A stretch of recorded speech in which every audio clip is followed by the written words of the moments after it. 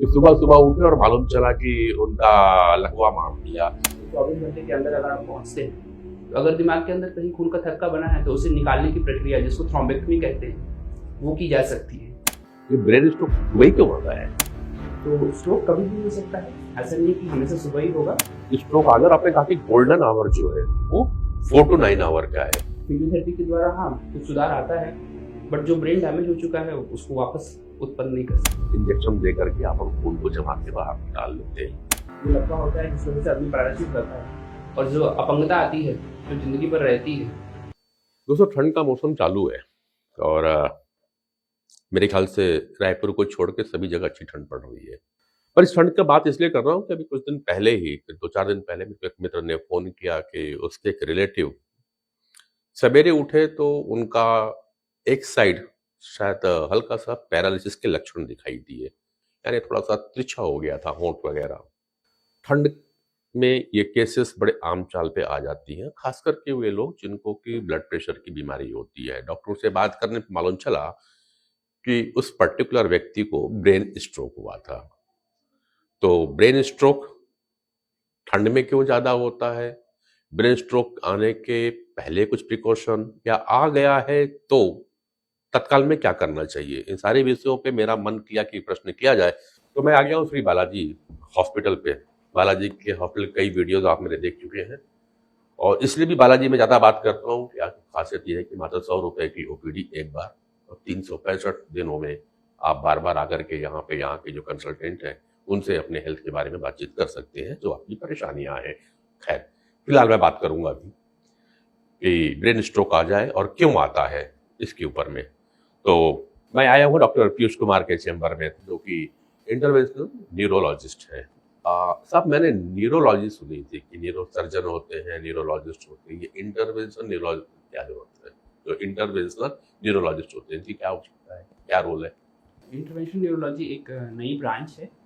इसमें जो दिमाग के अंदर हम मिनिमली इन्वेसिव तरीके से, मतलब बिना किसी चीर फाड़ के, दिमाग के ब्लड वेसल्स होते हैं उसमें जाके हम जो भी इंटरवेंशंस होते हैं उनको करते हैं।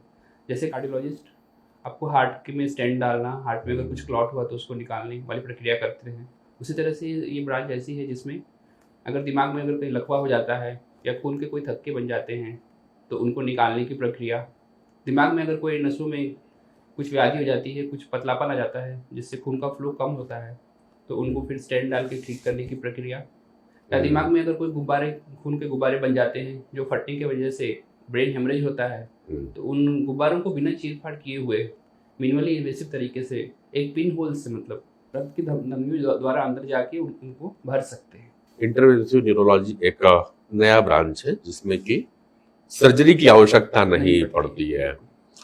ये ब्रेन स्ट्रोक जो हमने चर्चा की, और अब आप अंदर आने के पहले मैं बात ही कर रहा था कि ब्रेन स्ट्रोक में केसेस आते हैं, और खास करके इस विंटर सीजन में कि अचानक सवेरे उठो। खासकर ये बड़ा, जो मेरा अपना, मैं कितना सही मुझे नहीं मालूम, मगर ये है कि ये सारा एपिसोड सुबह ही होता है कि सुबह सुबह उठे और मालूम चला कि उनका लकवा मार दिया, या हाफ लकवा हो गया, कुछ विशेष अंग या होंठ तिरछे हो गए, ये मिलते हैं। और डॉक्टर कहते हैं, जब मेडिक पूछे तो बोले इन्हें ब्रेन स्ट्रोक आया था। ये ब्रेन स्ट्रोक सुबह ही क्यों आता है? ये ब्रेन स्ट्रोक ऐसी एक बीमारी है जो कि बहुत ही इमरजेंसी है। इसको WHO ने इसको ब्रेन स्ट्रोक को पता करने के लिए उन्होंने एक निमोनिक बताया है, बी फास्ट बोलते हैं। बी फास्ट, तो उसमें जो बी होता है उसका मतलब होता है बैलेंस। मतलब अगर आपको चलने उलने में चक्कर आने लग गए, आपकी चाल में अचानक से बदलाव हुआ। ई से मतलब, ई का मतलब होता है आई, आपको अगर अचानक से धुंधलापन आ गया या दिखने में तकलीफ हो रही है। एफ से होता है फेस, अगर फेस पे टेढ़ापन हो गया। ए से होता है आर्म वीकनेस या लेग वीकनेस, मतलब हाथ पैरों में कोई कमजोरी। और एस से होता है स्पीच, जिसमें कि चेंज, बोलने की जो व्याधि है उसमें कुछ बदलाव हो गया। तो ये बी फास्ट में अगर कोई भी सिम्टम्स आपको अचानक से होते हैं तो आपको टी मतलब तुरंत आपको किसी न किसी मेडिकल फैसिलिटी से कांटेक्ट करना होता है। ये इमरजेंसी इसलिए है क्योंकि इसमें जो होती है कि खून, दिमाग के अंदर खून के थक्के जम जाते हैं, तो उसकी वजह से क्या होता है, दिमाग में डैमेज चालू हो जाता है। आप जितनी जल्दी इस प्रक्रिया को ठीक करेंगे, जितनी जल्दी इसका ट्रीटमेंट लेंगे, उतना अच्छा सुधार होता है। आज के डेट में अगर आप मुझसे पूछे तो आज के इंडिया में सबसे second most common cause of death जो होता है स्ट्रोक है आफ्टर कार्डियक इलनेस। ये बूढ़ों में ही नहीं, यंग पर्सन में भी देखा गया है। और अगर आप बोले कि जो लकवा होता है जिस वजह से आदमी पैरालिसिस हो जाता है और जो अपंगता आती है जो ज़िंदगी भर रहती है, तो one of the most common cause of disability आज के टाइम में वो स्ट्रोक है। तो अनफॉर्चुनेटली आप हार्ट को चेंज कर सकते हैं, हार्ट ट्रांसप्लांट है आपके पास, लिवर खराब हो गया तो लिवर को चेंज कर सकते हैं, बट अनफॉर्चुनेटली ब्रेन को आप एक बार अगर उसमें इंजरी हो गई तो रिवर्स नहीं कर सकते हैं। तो इसीलिए ये बहुत ही इंपॉर्टेंट है कि आप इसके सिम्टम्स को समझिए। हालांकि इसमें कोई दर्द नहीं होता है। जब किसी को हार्ट अटैक होता है तो दर्द होता है, घबराहट हो जाती है, तुरंत आदमी भाग के हॉस्पिटल के पास पहुंचता है, लेकिन ब्रेन स्ट्रोक में ऐसा होता नहीं है। तो कई बार आदमी को समझ में नहीं आता कि क्या हुआ है, कमजोरी को समझते समझते ही समय निकल जाता है। तो इसमें एक गोल्डन आवर है 4.5 से 8 घंटे 9 घंटे तक, जिसमें अगर आप पहुंचते हैं हॉस्पिटल में और आपको लकवा है तो उसमें ठीक करने के लिए उसके लिए इंजेक्शंस रहते हैं जिसको थ्रोम्बोलाइसिस बोलते हैं, जो खून के थक्के को बुला सकते हैं। और एक दिन के अंदर मतलब 24 घंटे के अंदर अगर आप पहुंचते हैं तो अगर दिमाग के अंदर कहीं खून का थक्का बना है तो उसे निकालने की प्रक्रिया जिसको थ्रोम्बेक्टमी कहते हैं वो की जा सकती है। तो इसीलिए इस व्याधि को जानना बहुत जरूरी है। और हालांकि जैसे आपने बोला कि सुबह में क्यों होता है, हाँ पहले सुबह में क्यों होता है ये तो बताइए। देखिए जो ब्रेन स्ट्रोक के कारण है उसमें सबसे पहला कारण जो होता है हाइपरटेंशन, एथेरोस्क्लेरोसिस, मतलब जो नलियां हैं उसके अंदर जो कोलेस्ट्रॉल के फैट के थक्के बन जाते हैं। दूसरा डायबिटीज़। तो जनरली ये देखा गया है कि जो बीपी का लेवल होता है वो मॉर्निंग के टाइम में ज़्यादा होता है। हाइपरटेंशन जो होती है, जो लेवल होता है स्टेरॉइड्स की जो बॉडी के अंदर उत्पादन होती है वो मॉर्निंग में बहुत ज़्यादा होती है, तो इस कारण से भी है।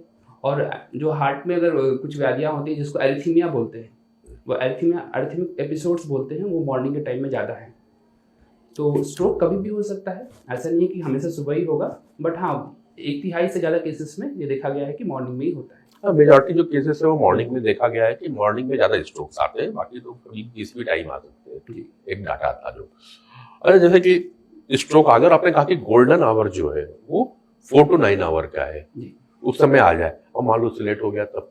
तो अगर आप मान लीजिए 9 घंटे के बाद पहुंचते हैं, तो जब भी आप कभी स्ट्रोक सेंटर में पहुंचते हैं तो वहाँ पे आपको सबसे पहले एक MRI या CT स्कैन कराई जाती है, जिससे ये पता चलता है कि दिमाग के अंदर डैमेज कितना हुआ है, कितना डैमेज जो परमानेंट है और कितना टेम्पररी है।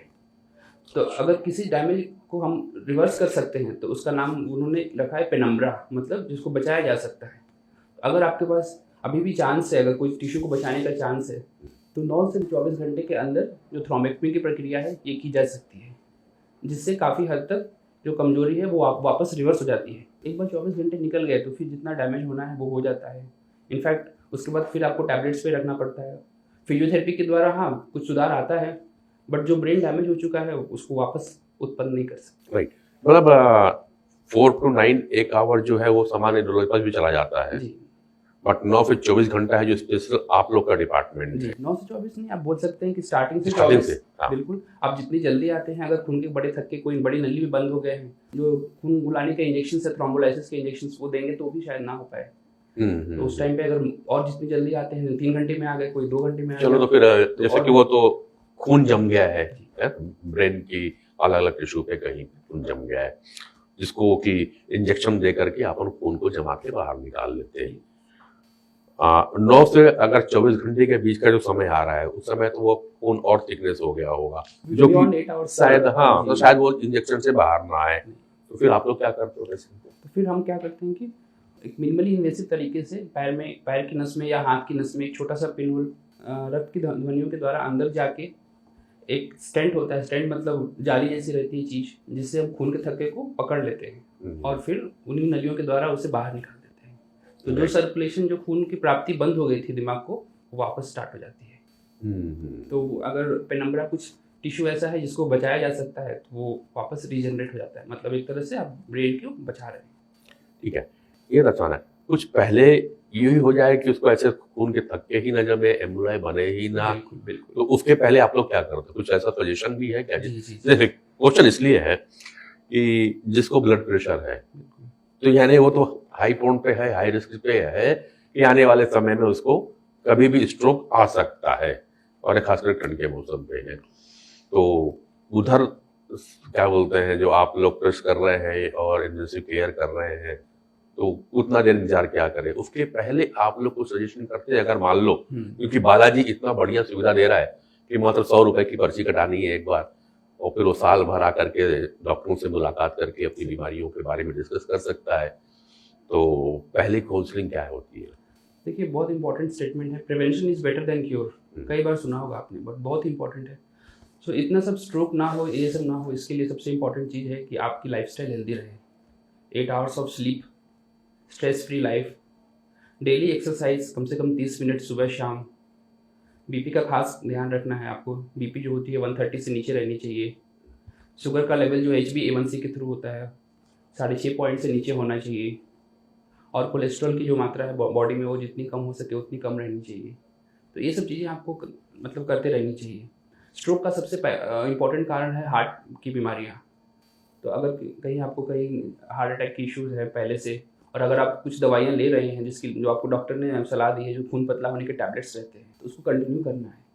मैंने कई बार ऐसा देखा है कि लोग टैबलेट्स को छोड़ देते हैं और फिर वो क्लॉट बन जाता है।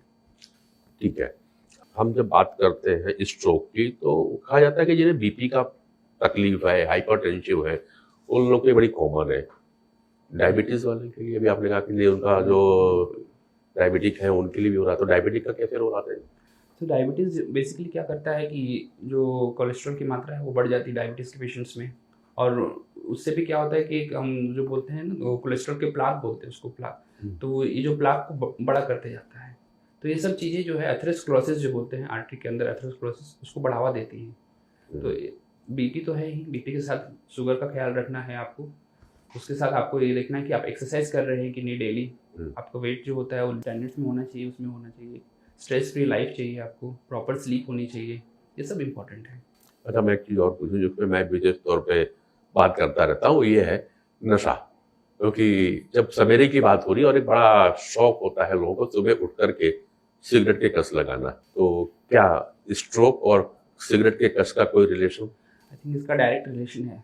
तो आप जो आदमी स्मोकिंग करते हैं या कुछ एडिक्शंस, जैसे कि हमने देखा है कि यंग पेशेंट्स में कोकेन जो खाते हैं, तो उसके वजह से इसलिए भी ये प्रश्न किया कि मैं कुछ दिन पहले, मुझे याद है, जो मेरे पास एक व्हाट्सएप आया था अपने ही फैमिली की, तो उसकी एज लगभग 32-33 के आसपास हुई होगी, और उसको सीवियर ब्रेन स्ट्रोक हुआ था और वन साइड तक बॉडी पैरालाइज हुई थी।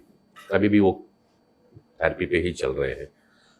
तो ये जानने की कोशिश किया कि बहुत उनकी हिस्ट्री हाइपरटेंशन की नहीं थी, 30 ईयर्स में तो बहुत। हाइपरटेंशन हिस्ट्री, उसके बाद में ब्रेन स्ट्रोक का आना। अब इस पे मैं प्रश्न, तो यंग पेशेंट्स में काफ़ी कॉमन है कि कोई नशे की वजह से ऐसा स्ट्रोक होता है।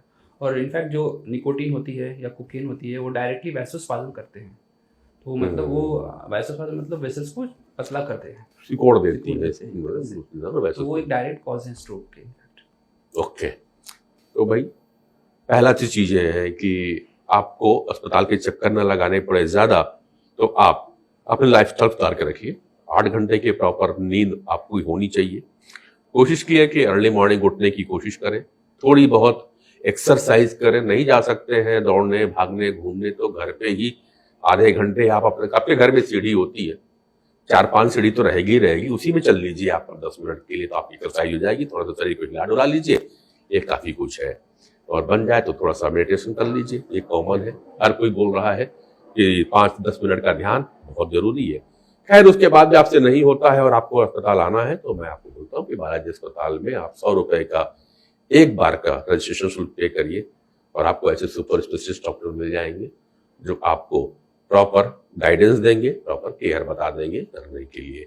और हाँ, मुख्य बात जिसे डॉक्टर पीयूष ने समझाया कि अगर किसी को स्ट्रोक आ गया है तो कोशिश करें 9 घंटे के पहले अस्पताल पहुंच जाए, और थोड़ा सा लेट भी हो रहे हैं तो 24 घंटे के इंतजार तो एटलीस्ट ना किया जाए। मेरा सजेशन होगा कि 12 घंटे के अंदर आप अस्पताल में आकर के जो न्यूरोलॉजी डिपार्टमेंट है उनसे आप संपर्क कर लीजिए। जानकारी देने के लिए डॉक्टर बहुत बहुत धन्यवाद आपका।